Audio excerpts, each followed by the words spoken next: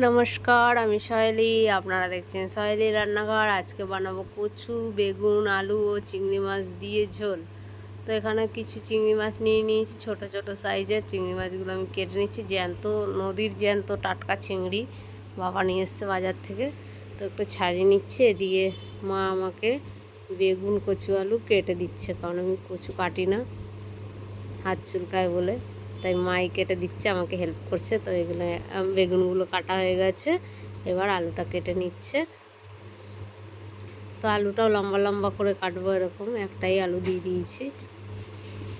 দিয়ে কচুগুলো ছাড়িয়ে নিচ্ছি সেমভাবে। কচুগুলো লম্বা লম্বা করেই কেটে নেবো। তো কচুটাও এরকম করে মা কেটে দিচ্ছে লম্বা লম্বা করে। আপনারা এরকম করে নেবেন কেটে।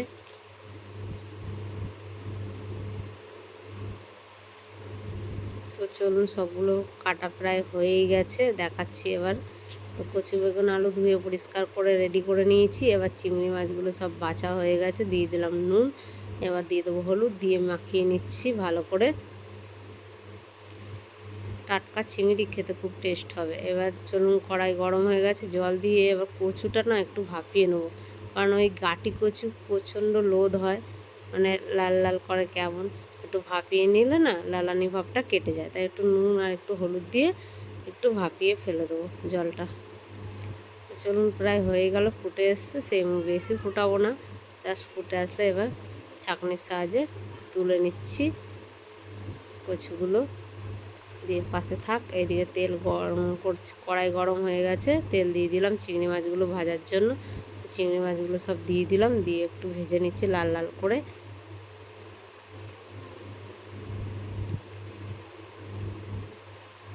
তো চলুন, চিংড়ি মাছগুলো এক সাইড ভাজা হয়ে গেছে, আর এক সাইড ঘুরিয়ে দিচ্ছি। এই নদীর চিংড়ি মাছ খেতে যা স্বাদ, আর কচু, বেগুন, আলুতে তো দিলে পুরো একদম মজে টেস্টি হয়ে যাবে। এই ঝোলটা দিয়ে আপনারা এক থালা ভাত খেয়ে নিতে পারবেন, কচু, বেগুন, আলুর ঝোল। তো এবার ওই তেলেই আলুগুলো দিয়ে দেবো, যে কেটে রেখেছিলাম আলু। আলুটা একটু নেড়ে ছেড়ে ভেজে নেবো খানিকক্ষণ। একটু দিয়ে দিলাম নুন, যাতে আলুটা একটু সামান্য নরম হয়ে যায়। আলুটা প্রায় মিডিয়াম মতন ভেজে নিয়েছি, দিয়ে দিলাম কচুগুলো। কচুটাও একটু ভেজে নেবো ভালো করে নেড়ে ছেড়ে। কচুটা একটু ভাজা হয়ে গেল, দিয়ে দিলাম বেগুনগুলো।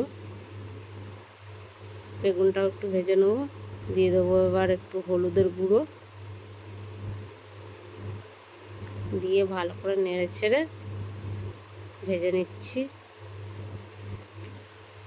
ভাজা প্রায় হয়ে গেছে, এবার দিয়ে দেবো জল, পরিমাণ মতো জল দিয়ে নেড়ে ছেড়ে নিচ্ছি।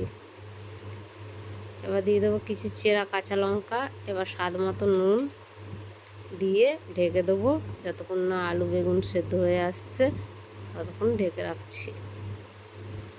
10 মিনিট পরে আসছি ঘুরে, দেখছি এবার আলু বেগুনগুলো সেদ্ধ হয়েছে কিনা। হ্যাঁ, সেদ্ধ হয়ে গেছে পুরো ভালোই। এবার সেই মুহূর্তে চিংড়ি মাছ যে ভেজে রেখেছিলাম ওটা দিয়ে দেবো।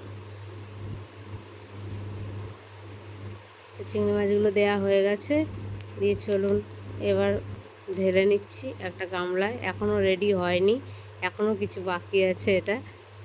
তো এবার তেল, কড়াই গরম হয়ে গেছে, তেল দিয়ে দিলাম, দিয়ে দেবো এবং 2টো শুকনো লঙ্কা, জিরে, আর এখানে দিয়ে দিলাম আদা, 1 চামচ আদা বাটা, দিয়ে দেবো টমেটো কুচি, দিয়ে দেবো ধনে জিরের গুঁড়ো।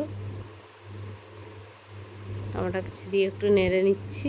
ভাজা ভাজা হয়ে গেছে প্রায়, আদার গন্ধটা কাছে চলে গেছে। দিয়ে দিলাম জিরের গুঁড়ো, ধনের গুঁড়ো 1 চামচ করে দিয়ে দিলাম।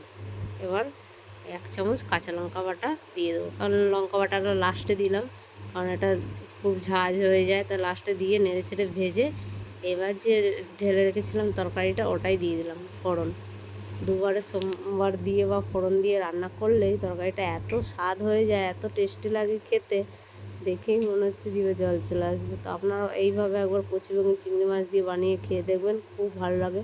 আমি সামান্য 1 ফোঁটা চিনি দিয়ে দিলাম, আর দিয়ে দিলাম ভাজা মশলা, ধনে জিরে, শুকনো লঙ্কা ভাজা ছিল, ওটাই দিয়ে দিলাম। তো আজকের এই কচু বেগুন আলু যদি ভালো লেগে থাকে রান্না, তো তো অবশ্যই কমেন্ট করে জানাবেন আর একটা লাইক করে দেবেন।